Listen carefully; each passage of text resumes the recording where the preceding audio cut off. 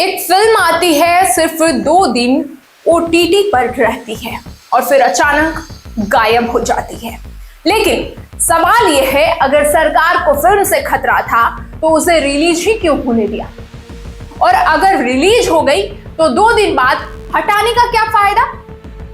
क्योंकि तब तक लाखों लोग फिल्म देख चुके थे और आज भी टेलीग्राम, व्हाट्सएप और दूसरी वेबसाइट्स पर यह फिल्म आसानी से मिल रही है।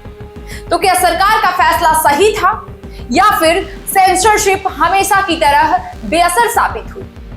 और सबसे बड़ा सवाल, क्या एक फिल्म सच में पंजाब में खालिस्तान की आग दोबारा भड़का सकती थी या भड़का सकती है? आज इस पूरे विवाद को इतिहास, राजनीति और राष्ट्रीय सुरक्षा के नजरिए से समझेंगे इस तहलका एक्सप्लेनर। आखिर सतलज में ऐसा क्या है? सबसे पहले समझते हैं कि फिल्म है किस बारे में। कई लोग सोच रहे हैं कि ये खालिस्तानी की कहानी है, लेकिन ऐसा नहीं है।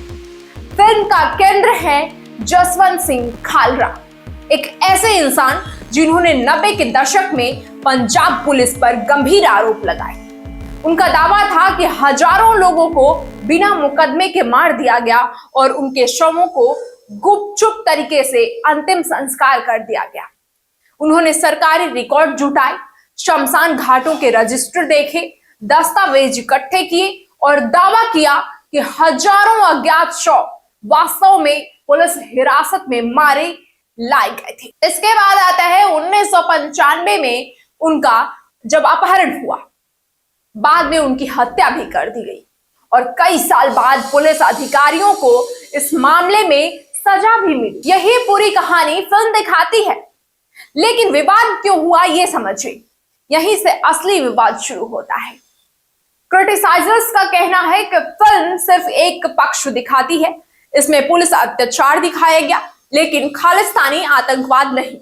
फिल्म में नहीं दिखाया गया है कि 80 और 90 के दशक में पंजाब में क्या हालात थे, जब रोज पुलिस वाले मारे जा रहे थे, जज मारे जा रहे थे, पत्रकार मारे जा रहे थे, हिंदू यात्रियों को बसों से उतारकर गोली मारी जा रही थी।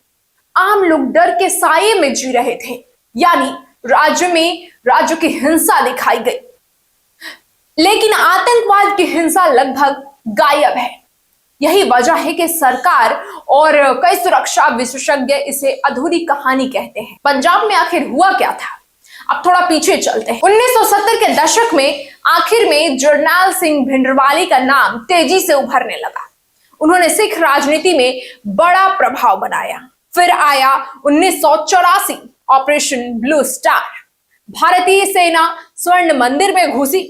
सरकार का मकसद था मंदिर में छिपे आतंकवादियों को खत्म करना, लेकिन लाखों सिखों ने इसे अपने धर्म पर हमला माना। यहीं से अलगवाद और तेज हुआ।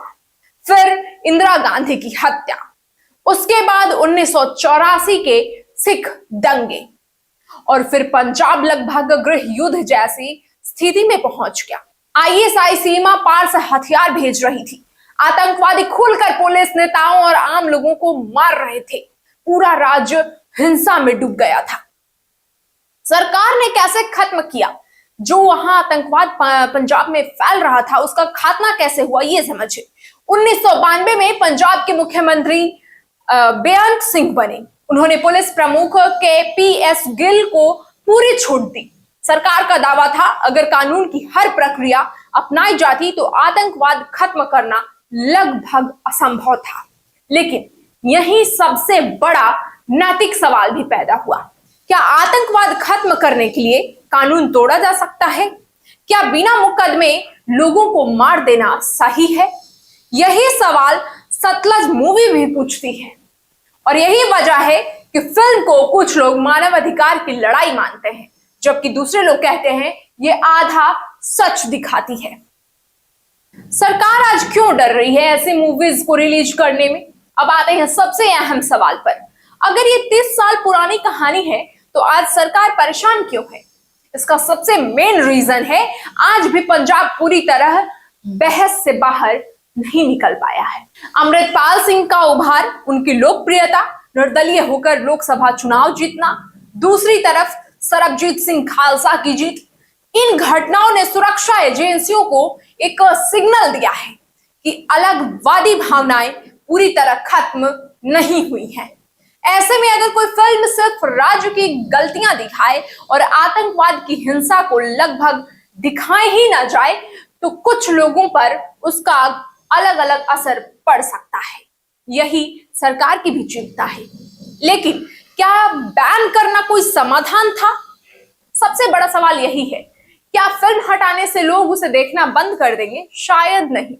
इतिहास यही कहता है, जिस चीज पर जितनी पाबंदी लगाई जाती है उतनी ज्यादा चर्चा होती है, और सतलज के साथ भी यही हुआ।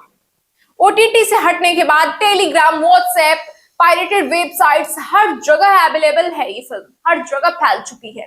यानी सरकार ने फिल्म हटा दी, लेकिन लोग उसे अभी भी देख रहे हैं और ज्यादा उत्सुकता बढ़ चुकी है लोगों में कि आखिर ऐसा क्या दिखाया गया फिल्म में, और धड़ल्ले से देखे जा। यानी सरकार ने फिल्म हटा दी लेकिन लोग उसे फिर भी देखे जा रहे हैं। इसलिए कोई विशेषज्ञ कहते हैं सेंसरशिप अक्सर उल्टा असर करती है। तो इस पूरे विवाद में दो बातें एक साथ सच हो सकती हैं। पहली, सरकार की राष्ट्रीय सुरक्षा वाली चिंता पूरी तरह बेबुनियाद नहीं कही जा सकती है। अगर किसी कंटेंट से अलगवादी नैरेटिव मजबूत होने का जोखिम हो तो सरकार सतर्क रहेगी, उसका बनता है। लेकिन दूसरी बात भी उतनी ही इंपॉर्टेंट है, किसी फिल्म पर बैन लगाना उसकी पहुंच रोक नहीं पाता है। आज इंटरनेट के दौर में जी रहे हैं हम, कोई सीडी कैसेट का जमाना नहीं है कि बाजार में आना बंद हो गया तो फिल्म नहीं देख पाएंगे। एक बार कोई कंटेंट बाहर आ जाए तो उसे पूरी तरह कोई रोकना लगभग इम्पॉसिबल है, कोई रोक ही नहीं सकता।